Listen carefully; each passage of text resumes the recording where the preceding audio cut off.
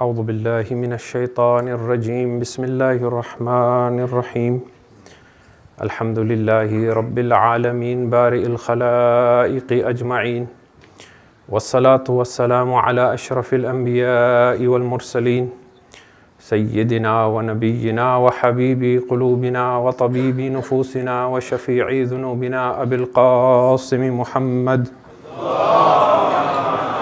وعلى محمد وآله ثم الصلاة والسلام على آل بيته الطيبين الطاهرين المظلومين واللعنة الله على أعدائهم أجمعين من يوم عداوتهم إلى يوم الدين أما بعد فقد قال الله تبارك وتعالى في كتابه وهو أصدق القائلين بسم الله الرحمن الرحيم وإذا أردنا أن نهلك قرية أمرنا مترفيها ففسقوا فيها فحق عليها القول فدمرناها تدميرا صلوات على محمد وآل محمد.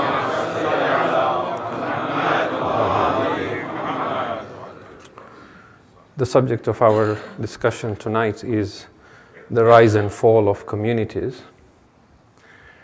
Typically, when we speak of the rise and fall of communities, we witness this in human history as a very gradual process. However, there are examples in history where this rise and fall happens rapidly. And this is seen in the lifetime of the great personality that we have gathered to remember tonight, who is none other than the granddaughter of Rasulullah and the eldest daughter of Amir al-Mu'mineen, and Sayyidah Zahra alayha salam, the sister of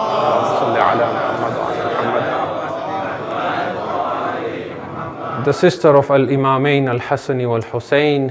Allahumma salli ala Muhammad wa ali Muhammad.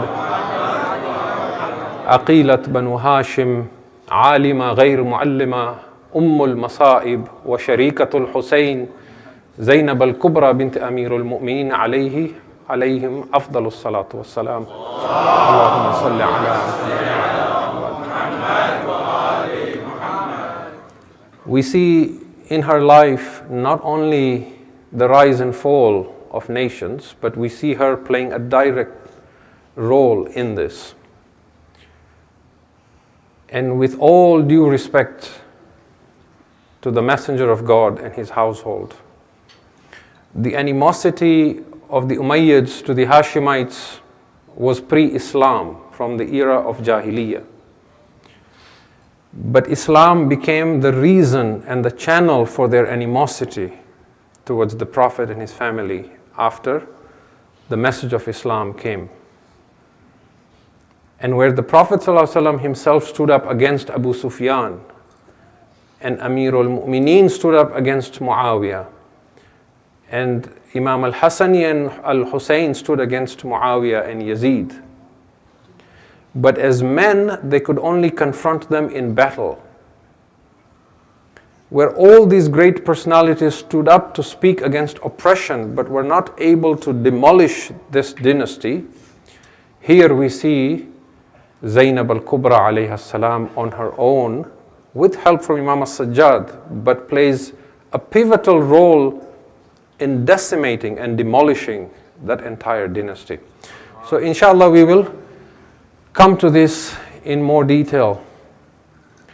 But when we study history, we find that the human race has a history of nations rising and falling. Almost any community that you know of has had power and has been the greatest nation on earth. From east to west, you study the Chinese, China at one point ruled. India, you had the Mughals, the Mongolians. Ethiopia, you had the Queen of Sheba. Egypt, you had the Pharaohs. Every nation has ruled. Byzantium, the Persians. The Muslims ruled the world at one point. Rome, the Crusaders. And we see that there is a cycle where nations rise and fall, rise and fall. Babylonia, which is today's Iraq. The Aztec, the Incas. You take the map of the world, and pretty much any continent you go to, you will find that humans have ruled and been the powers, and then they have declined. So It makes a very interesting subject to look at this closely and say, what causes nations to rise and fall? And from this then you can take lessons and drill it down to smaller nations, i.e. communities such as ours, to say what causes communities to thrive and what causes communities to fall. There is the perspective of the Quran as well that we shall come to. But there are historians who have analyzed this and tried to understand what causes nations to fall and rise. We have, for example, Orientalists and individuals like Samuel Huntington, those of you who have heard his name. In 1991, after the Cold War, he wrote a paper, The Clash of Civilizations, from where this term came about.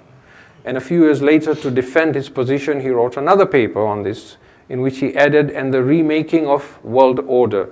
So terms like New World Order and Clash of Civilization and so on. And he predicted that after the Cold War, when the clash between the US and the USSR then was coming to an end, the next clash of civilizations will be between the West and Islam.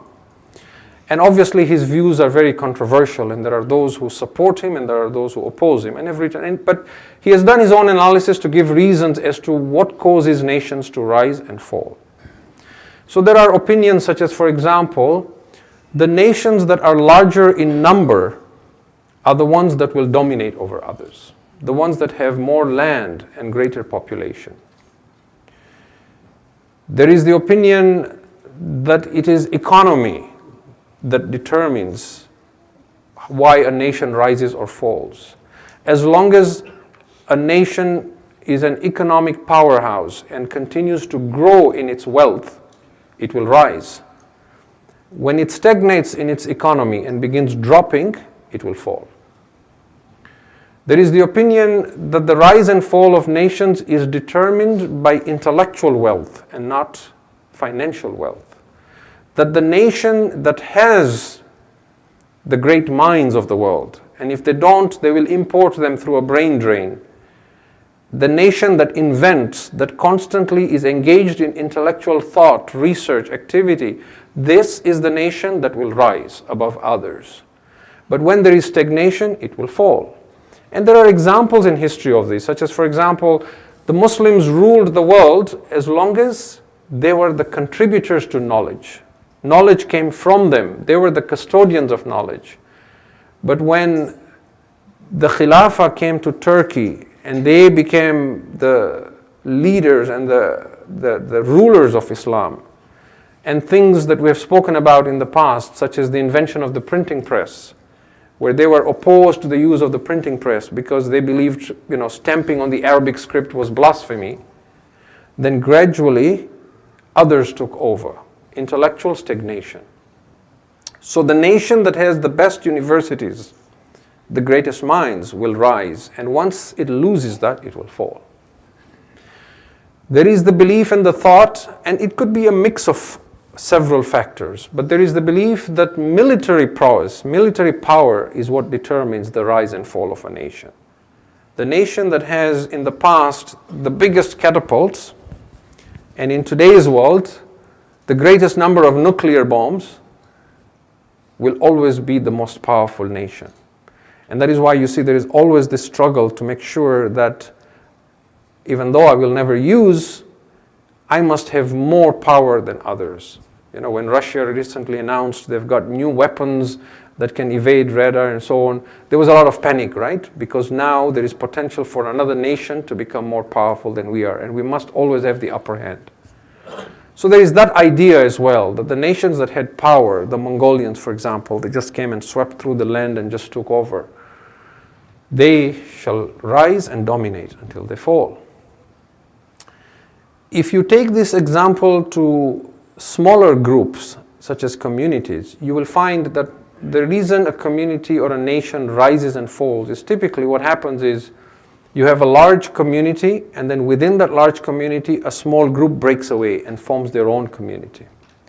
And if you study the history of this, within the context of Islam, for example, if you study some of the Sufi groups, for example, who later went astray and so on, not all of them, but there are some like that, you will see that what happens is there is one individual in the community who is very powerful in his personality, a very strong personality, very charismatic, very inspiring. And he is able to attract a number of followers towards himself, and they rally around him. And so they break away and they form a community of their own. But then what happens is, as long as he is there and continues to exude his charisma, so to speak, and inspire, that community grows, it rises. At some point, he passes away, he dies, or moves away, or something goes wrong and he's no longer there. Now, the person who replaces him is not as charismatic, or as inspiring, or as powerful. Somebody has to fill that seat. So now you begin to sing, it plateaus, and then it begins to decline. The one who comes after him is even less inspiring. And eventually a few less well-meaning individuals come into play, corruption sets in, they take over, and then you hear of all kinds of scandals within that group. So when you study the nation and history of humans, you see this happening all the time. And what happens for us as individuals, I'm trying to make this relevant to us as individuals now, is that we often forget our identity as individuals and see ourselves simply as part of a community. We lose our own sense of judgment, and we find safety in numbers, meaning I don't have an opinion. Whatever the community leader says, that's what I shall do. If they say we go right, we go right. If they say we go left, we go left. If there is an important event, a rally, well, what does the leader say? Should we go? We go. Should we not go? We don't go. What we call the herd mentality. And I want to emphasize this point tonight. If we're going to honor this great lady and personality in Islam, I want to highlight the fact that there are times when you must have your judgment and stand alone for truth or for justice, and take that inspiration from her as opposed to simply going with the flow. But before we develop that further, let's talk about what the Quran has to say about this. If you can recite a salawat ala Muhammad wa ala Muhammad.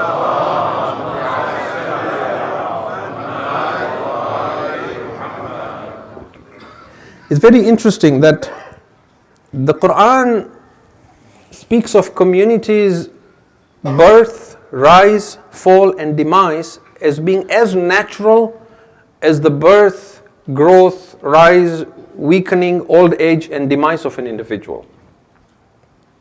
The only difference is it's a lot slower for a community and it's less perceptible because there are more individuals and there is a constant flow where more individuals add to the community whilst others pass away or move away from that community.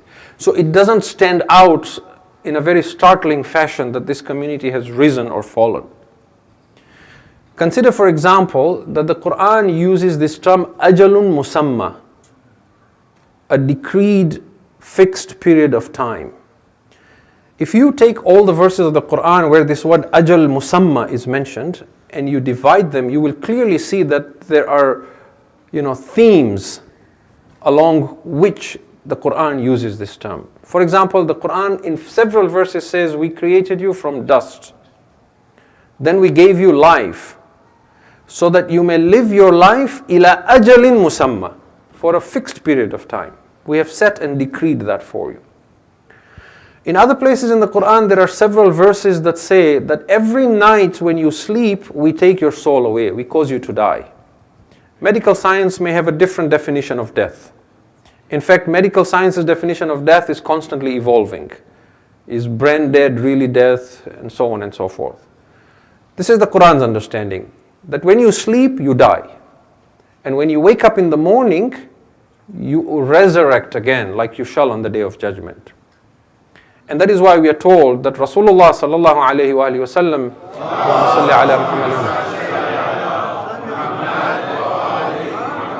when you look at the adab of sleeping at night, we are told that every morning when he woke up, the first thing he would say from his blessed lips was, Alhamdulillahi alladhi ahyana ba'da ma amatana wa ilayhi nushur. All praise is to Allah who caused us to come back to life after He caused us to die, and to Him is the eventual resurrection and return. So the Quran mentions this, that when you die, when you sleep, we cause you to die. And then those that we do not cause to die in their sleep, we bring them back to life, ila ajalin musamma, so that you may complete your fixed period of time and decree. Then there is other sets of verses where Allah says that if God were to punish you for the sins you commit, none of you would be left on the earth. But He gives you time to seek repentance and to mend your ways, and so that you may complete your ajalim musamma. But then this term is expanded to include everything. Communities as well have an ajalun musamma. And now you see a whole set of verses that say, and we created the heavens and the earth, and we created the stars and the moon, and we let them all run their course ila ajalin musamma. So you begin to understand here that individuals and communities both have a fixed life and a period of time. There is a red line after which you die. If you from the time of birth were to eat the perfect diet, exercise, extreme health care, and your body was maintained at the perfect BMI index, everything was perfect, you will live a long life, but you will die. It is even more certain than taxes. You will die. You cannot escape. Anything that possesses a soul, anything that is the ruh, whether it is an animal, a tree, a human, and even a community, it will die. It may die sooner from unnatural causes, and then Islam has its reasons for what prolongs life and what shortens life. For example, giving charity prolongs life. Doing good to one's parents prolongs life. Maintaining relations with your family prolongs life. Breaking relations with your family shortens your life. And so on and so forth. This is not, again, something you can prove with science, but this is Islamic adab that teach what prolongs and what shortens life. But we see the first thing is that the Quran talks of human life and community life as having a natural life, that it doesn't matter how perfect your community is and how well you maintain it, it will have a decline and it will pass away eventually. And that's why Quran constantly talks of travel in the land, look at other communities, learn from them, and so on and so forth. The other thing we see where again the Quran draws parallel between the individual and the community is on the Day of Judgment.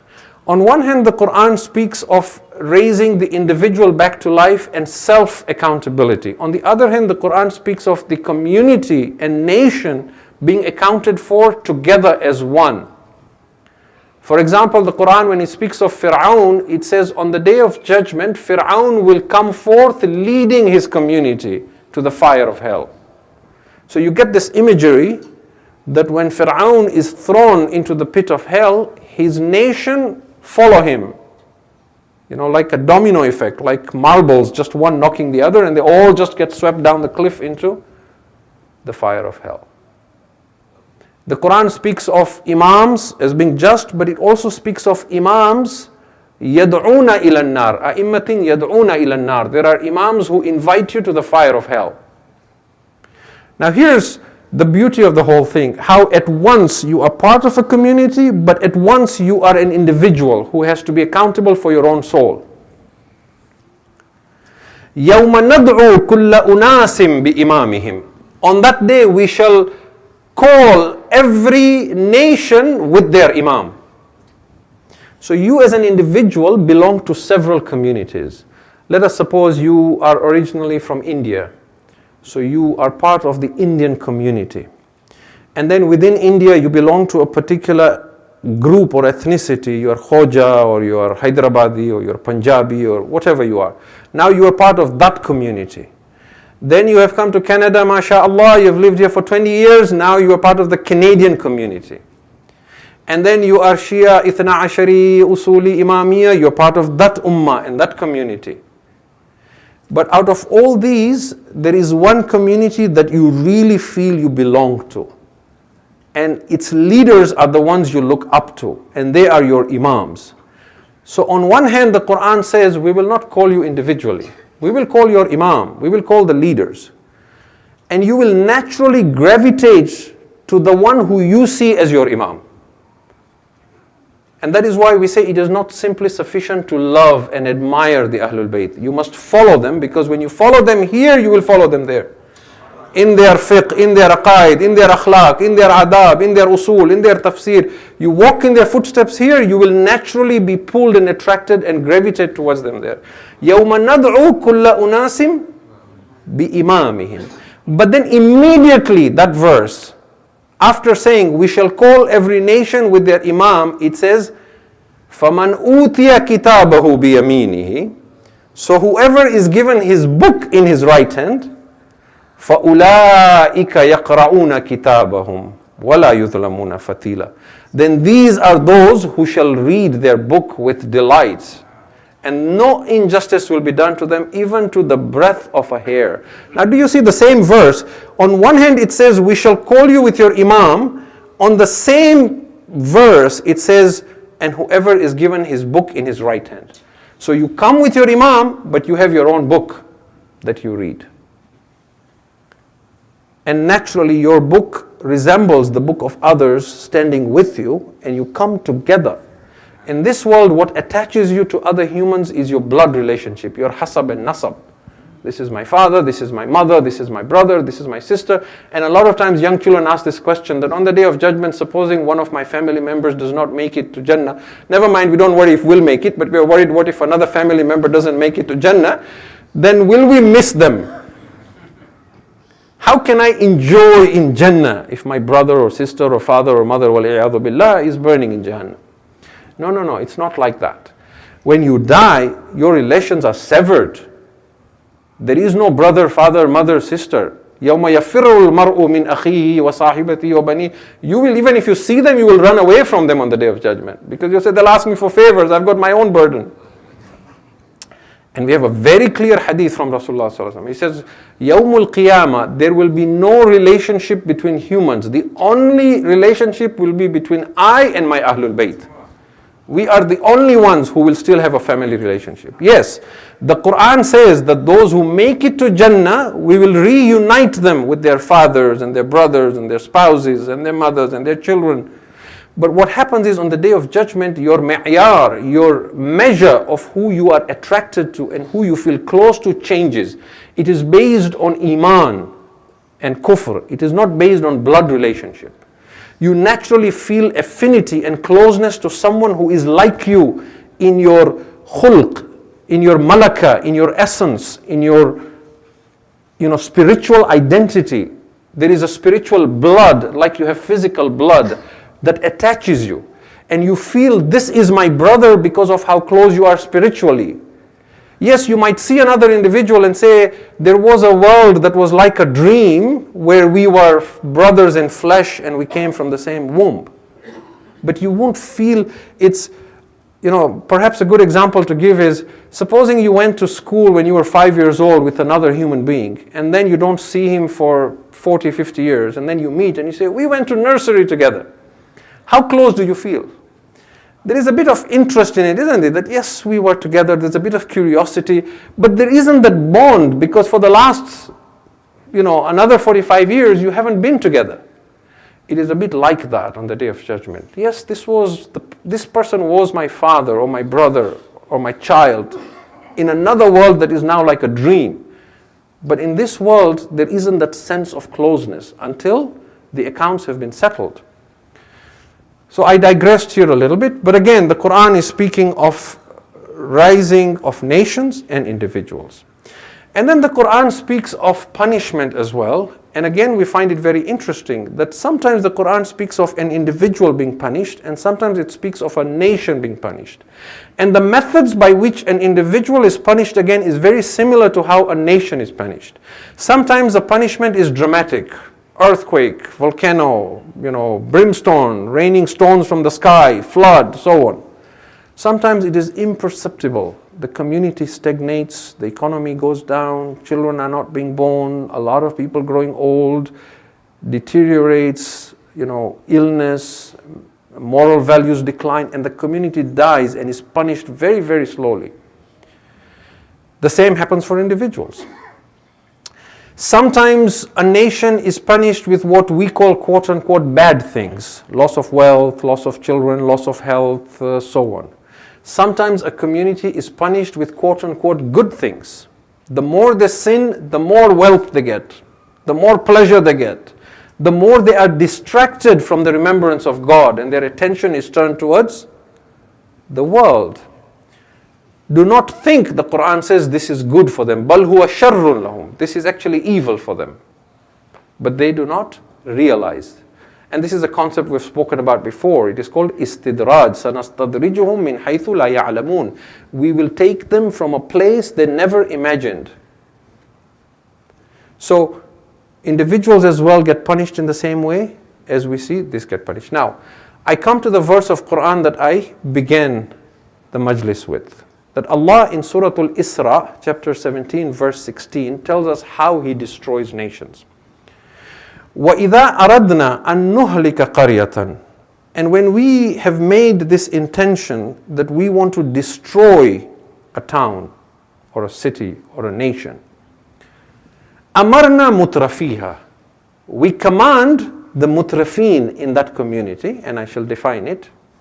فَفَسَقُوا فِيهَا. So they begin transgressing in that community.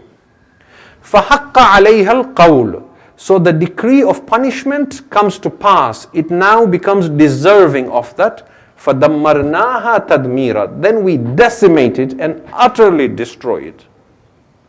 Now again, those in whose heart is a disease, when they read this, they say, well, so when Allah wants to destroy a nation, He tells the transgressors to start committing sins, and then He punishes them, right? That's not exactly what the verse is saying. Mutrafin has many, many meanings. If you look at different translations of the Quran, you will see different interpretations for it. Some translators explain mutrafin as the elite and the affluent, those in the community who are wealthy but sinful. Some translate mutrafin as those who love comfort and ease. Some translate mutrifin as those who are constantly in pursuit of physical pleasure, who remember Allah very little and their occupation all day is with dunya. But they are the powerful in the community. Even when they don't hold power, they influence those in positions of leadership. And in every community there are individuals like this. Even in the time of Fir'aun, you see in the Quran refers to them as the mala'. Al-mala' are the elite, the high status in society who are corrupt. Now look at the verse again.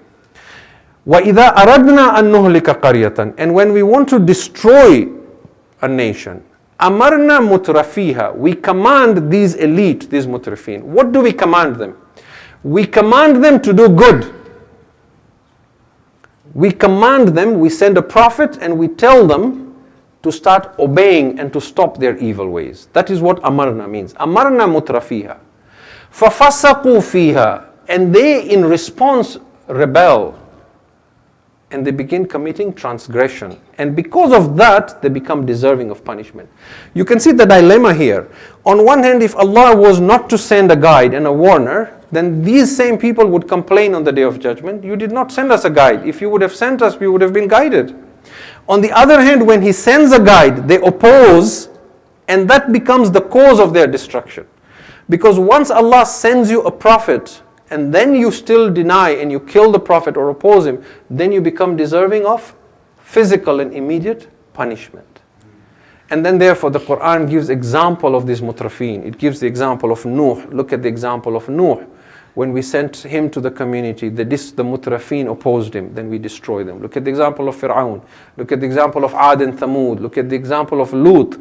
And the Quran says, and Lut's people are not far from you. Go and see their ruins. Go and see this. Why is the Quran giving example after example? Because they want humans to learn from the past and from history and say, look at what happens when you let your community be led by elites who are not religious and pious. They speak on your behalf. And then what happens is, you all become deserving of punishment, unless the few amongst you stand up and speak against this. One of the reasons I chose this subject as well is that, as you know, many of you know here, and many of you are here present because we are also marking the 40th of Marhum Hassan Ali Muhammad Jaffer, who was not only an elder in our family, but an elder of this community as well, the Khoja community. Those of you who are not from the Khoja community, you probably only know him as Haider Bai's father.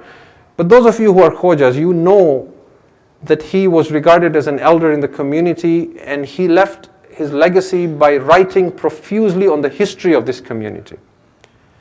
And he was one of those who either met some of the founding fathers of this community from East Africa or knew their history widely and traveled and so on. And when you look at his writings and his books, his titles are very interesting. He writes, titles like The Endangered Species or Wither My Community.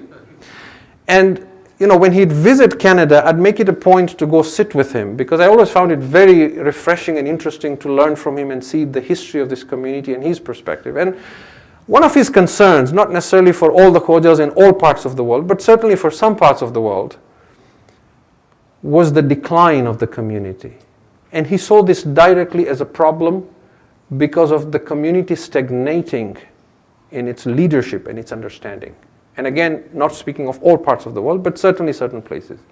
And he'd give me examples. He'd show me video clips of where, for example, he's attending a conference that is either continental or global, and I won't mention where, but some of you may be familiar with this, where there'd be a gathering, there'd be elders sitting on the podium, and there'd be question time, and people would be invited to contribute their thoughts, and he would stand up and speak passionately about the community's problems and what we need to do. He'd make an appeal about the youth, about tapping into the potential and power of the women in our community, and so on and so forth. And he'd go on for 10, 15 minutes. And after that, he'd get people staring at him like deers in headlights, totally not knowing where this came from or how to react. And then a pat on the back. Thank you very much. Bosaru Hassan Bhai. Ahsant. Next, any other question?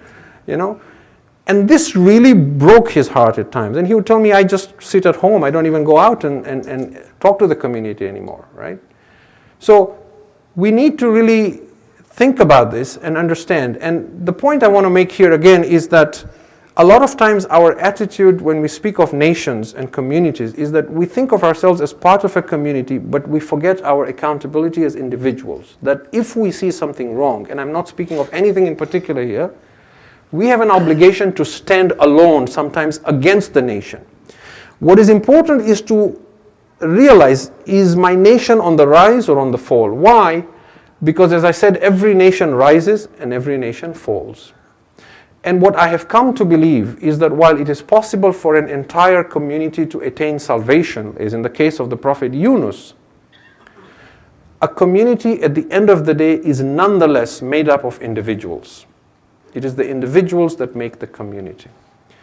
And what I have come to realize is that in the rise and in the fall of communities, there is a harvesting of souls. What do I mean when I say a harvesting of souls? What I mean is that Allah's ultimate aim is not the whole community, but you, the individual. It is your soul that Allah wants to harvest and save. You look at, for example, in Surah Ali Imran, when he talks about why he lets Muslims suffer. The Muslims have sacrificed, they're supporting the Prophet, they're fighting for Islam. Why does he let him suffer? And in Surah Al-Imran around verse 140 and so on, and 41, 42 and so on, very interesting conversation. This is after the battle of Uhud, right? He says, إِن يَمْسَسْكُمْ قَرْحٌ فَقَدْ مَسَّ الْقَوْمَ قَرْحٌ مِثْلَهُ. If misfortune has befallen you, then misfortune has befallen others as well in your community. وَتِلْكَ الْأَيَّامُ نُدَاوِلُهَا بَيْنَ النَّاسِ. And these days of fortunes and misfortunes, we rotate them amongst people. Today I may be happy, feeling secure, having my family, having my loved ones, having a good job. You are suffering your misfortune. You have lost a father, you have lost a loved one, you have lost a job. Tomorrow it rotates. I suffer, you are in ease. Thereafter someone else. Why does Allah allow this tudawilu bayna nas, this rotation of days? It is so that Allah may know who amongst you has faith. وَيَتَّخِذْ مِنْكُمْ شُهَدَاءَ. And so that He may take from amongst you martyrs. And then the next verse says, and so that he may purge and purify those amongst you who have faith and punish those who are faithless. And then he says, or do you think you will enter paradise when Allah has not seen yet who amongst you struggles in his way and who amongst you has sabr and patience? And you know from Surah Al-Ankabut, أَحَسِبَ النَّاسُ أَن يُتْرَكُوا أَن يَقُولُوا آمَنَّا وَهُمْ لَا يُفْتَنُونَ. Do people think we will leave them alone because they say we have faith and we will not test them? The Quran is saying, where did you ever get this imagination that we can be fooled with your tongue? We will test you. And now when you look at history, you will find that there is this constant, good and bad that befalls the pious and the impious. And it goes back and forth and back and forth. If you can recite as-salawat ala Muhammad wa ala Muhammad wa ala Muhammad. And so what I have come to realize is that as the community rises and falls, Allah harvests souls of as many as He can take. But what happens is, when the community is on a rise, He harvests a larger number because it's easier. And this is beautifully put in Surah Al-Waqi'ah, where He says, ثُلَّةٌ مِّنَ الْأَوَّلِينَ وَقَلِيلٌ مِّنَ الْآخِرِينَ. When the community begins to fall, then again the harvesting continues, but now there are fewer souls that are taken from it. So it is important that as the community rises and falls, and there is an ebb and a flow, and there is a waxing and a waning, that you identify this, and that when it is on the rise, you ride the wave, and when it is on the fall, you ensure that you don't drown with the community. Not because you are selfish, but because at the end of the day, it is your soul that matters. You see this example constantly in history. A lot of times we ask ourselves this question, that if I was in 61 AH, would I have responded to Imam Hussein? Why do you think the majority of the people of Kufa did not respond to Imam Hussein alayhi salam? Why did individuals like Habib and Muslim bin Awsaja respond? Because Muslim and Habib did not have the herd mentality. They stayed with the community, they helped the community, they contributed to the community. When Muslim bin Aqil came, they supported him, they did as much as they can to keep the community together and support Hussein. But when they realized it is falling, they did not allow it to drown them. They learned to save their souls. And so we must never have this idea that whatever they say, we'll go with it. Moon of Ramadan happened or didn't happen? It happened, okay, if they say, we do it. At some point we don't know, but sometimes we also need to open our eyes and ask. We must have the courage. We look at the life of Rasulullah sallallahu alaihi wasallam, that when he came,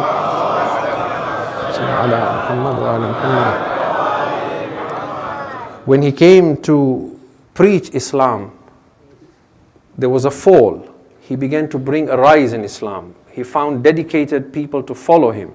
As the Quran says, وَكُنْتُمْ عَلَى شَفَى حُفْرَةٍ مِّنَ النَّارِ فَأَنْقَذَكُمْ مِنْهَا. You were on the brink of fire when he rescued you. There was a harvesting of souls.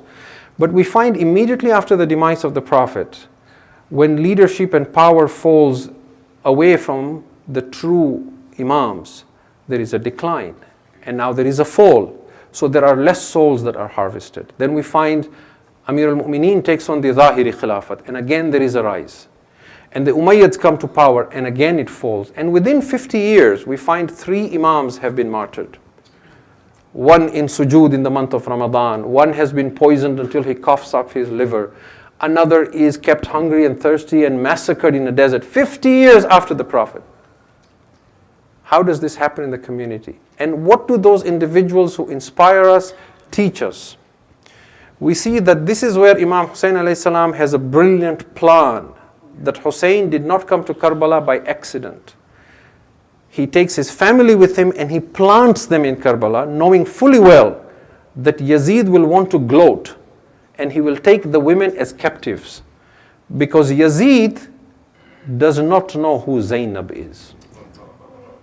But Hussein knows that if my Jad has not broken the Umayyads, and if my father has not broken the Umayyads, and if my brother Hassan has not defeated them, and if I cannot reach my hand all the way to Damascus, then Zainab will do it. Just like Fir'aun brought Musa into his palace not knowing what he was doing, but Allah knew, Yazid brought Zainab into his palace not knowing that she is no less than Amirul Mu'mineen. 1400 years later, she inspires us. Her knowledge is so profound that when the Muslim nation is on the rise, and Amir al-Mu'mineen is the caliph in Kufa, she is teaching tafsir of Quran. In an Arab nation where the mentality was, if your father is the king or the ruler, you are a princess. She doesn't live like a princess. She lives like an alima, where a ma'soom imam tells her, you have knowledge from a source that is divine. Alima ghayr mu'allama. You have not been taught by a human. She is doing tafsir of Quran. And when it is on a decline, she stands alone. But she does not allow to be swept with that community. Her other title is Ummul Masa'ib. This Ummul Masa'ib, I want to speak about it for a few minutes before I come to Masa'ib. You see, a lot of times when we say Ummul Masa'ib, we think she is called Ummul Masa'ib because she is female, because she is a lady, because means mother. That if this title was given to Imam al-Hussein, he would have been Abul Masa'ib. But in Arabic language, the word also means the origin, the source, the foundation, the axis around which things rotate. You see, in Arabic, when you want to say something very central, you use the word right? When they say the mother of all battles, they say Ummul Harb or Hurub.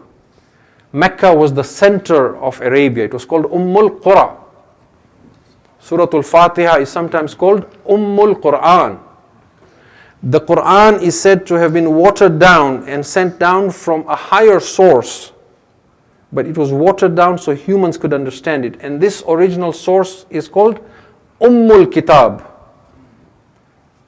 A capital city, for example, is sometimes called Ummul Watan. So is central. So when we say Zainab is Ummul Masa'ib, I want to draw your minds to this idea that she is not Ummul Masa'ib as only the mother of suffering and misfortune. But she is the center, the axis, the origin, the foundation of all misfortunes that befall those who have faith. So that whatever your affliction and suffering may be, a lot of times we tell people to find solace and comfort in the Masa'ib of Hussein alayhi salam. But I tell you, when you cannot find solace and comfort in anything else, then reflect on the musibah of Zainab alayhi salam. She will inspire you in ways that you cannot imagine. You know, I have a dear friend who passed away just about 3 weeks ago after a long battle with cancer.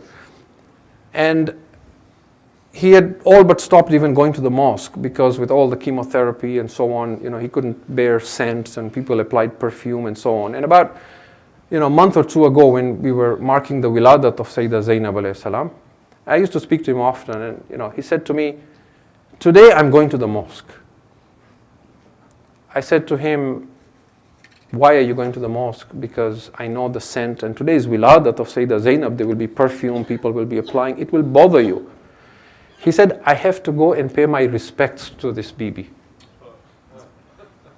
And these are his exact words in Gujarati. He said to me, Bibi no haq ada karwa jauj. So I said to him, what do you mean that you're going to pay your respects and this haq that you do ada of Zainab alayhi salam? He said, in the 8 years that I have known that I'm fighting this illness, and in the last 6 months when the doctors have told me you will not live longer than 6 months, and almost to the date he lived for only 6 months, anyone in that situation would have gone mad. And I have seen very few people like him who had such courage. But he says, what keeps me going every day is the words of Zainab alayhi salam. And I said, what words are these? He said, when Yazid had taken everything she had, when he had killed her sons and her brother, when he had tied her in ropes and chains, when he had trampled the body of her brother, when he had brought her to his darbar, where his ambassadors and viziers were sitting on thrones, when he thought he had broken Zainab, and then he looked at her and said, "Oh Zainab, now that Allah has killed your brother and your sons, and now that Allah has punished you in this manner, what do you think of what Allah has done with you and your family?" He said, Zainab looked back at him and said, Ma ra'aytu illa jamila. I have not seen anything in Allah's decree except beauty. And he said to me, I have to go and do this haq ada and thank her that if I have withstood my suffering, it is because of these words that ring in my ears. Ma ra'aytu illa jamila. You see, 1400 years later, how she inspires. If you understand who Zainab alayhi salam is. And I am being audacious in saying that the masa'ib of Zainab was greater than the masa'ib of Hussein. Why? Because at the end of Hussein's trials, there was shahada, there was maqam. He went back to Rasulullah. There was the end of his thirst and hunger. He was again with his Aliyun al-Akbar and Abu al-Fadl al-Abbas. But Zainab alayhi salam had to continue living with the loss of Hussein. And having to live behind, to stay behind, knowing you have lost someone like Hussein, that is the musibah that is unbearable. And we trace her masa'ib and we see that from the time she left Medina, it continues to mount, and why she deserves this title of al-Masa'ib. When Hussein alayhi salam announces that I am now leaving Medina forever and I will not come back, Zainab alayhi salam says, I will go with my brother Hussein, I will not stay back. It is as if Zainab is hoping that if I go with Hussein, somehow I will save him. So she comes with him to Makkah. When this qafila comes from Makkah to Karbala, and the horse of Hussein will not move forward, and Aba Abdullah says to his brother Abu al-Fadl, dismount, we will camp here now, this is our home. Then Zainab comes to her brother Hussein and says, Akhi Hussein, can we not move away from this land? I do not feel comfort, I find myself restless, my heart is restless in this land.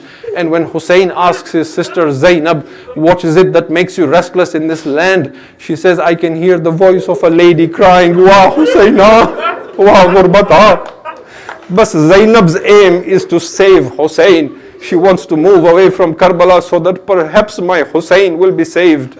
The days go by, but Hussein is in Karbala. When the troops of Yazid come one after the other, and Zainab is thinking, now how do I save my Hussein? She comes to Hussein and says, my brother Hussein, do you not have any Habib who can come and help us? She is still trying to save our Hussein.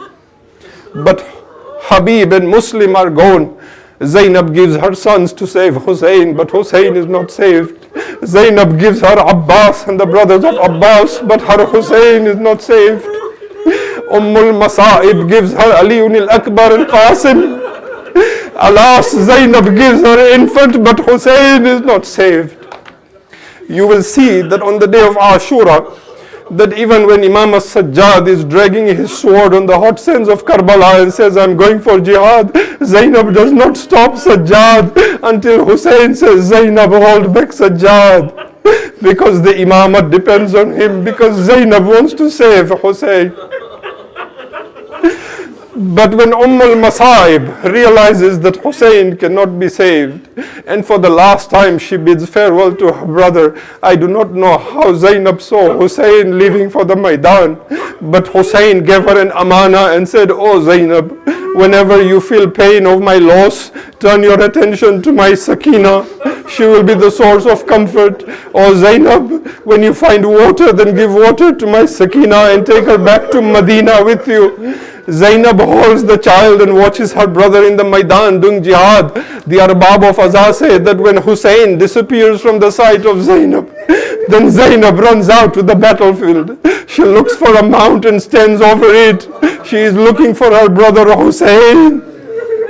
The author Muhammad Kazim al-Qazwini in his book Zainab min al-Mahdi ila al-Lahad, he says when Zainab saw the body of a man on the hot sands of Karbala, he was grabbing the sand sometimes with his right hand and sometimes with his left. He was moving his legs, writhing with pain, and there was blood flowing from his body. Then Zainab ran out to the Maidan. She came and sat beside the body. She saw a body that was filled with arrows and wounded beyond recognition. She could not recognize who this was. Now Muhammad Kazim al-Qazwini writes, he says, Zainab sat beside the man and began saying, Antal Hussein? Are you my brother Hussein? Anta akhi? أنت نور بصري. Speak to me. أنت مهجة فؤادي. Are you the apple of my eye? أنت ابن الزهراء. When Zainab got no response, she thought perhaps Hussein will open his eyes if I encourage him. She began saying, Anta Himana, are you the only one left to protect us now? Anta Rajana, are you the only one in whom we have hope now? But Hussein opened his eyes. Zainab recognized her brother Hussein. Hussein said, Zainab, go back. Zainab came back and stood at the till. She stood and watched shimmer on the chest of Hussein. She kept crying, Yabna Saad, will you remain quiet? Will you keep watching while they kill Abu Abdullah? She looked to the heavens and cried, Alas, if only the heavens will fall to save my Hussein. But from here onwards the Masaib kept mounting on Zainab.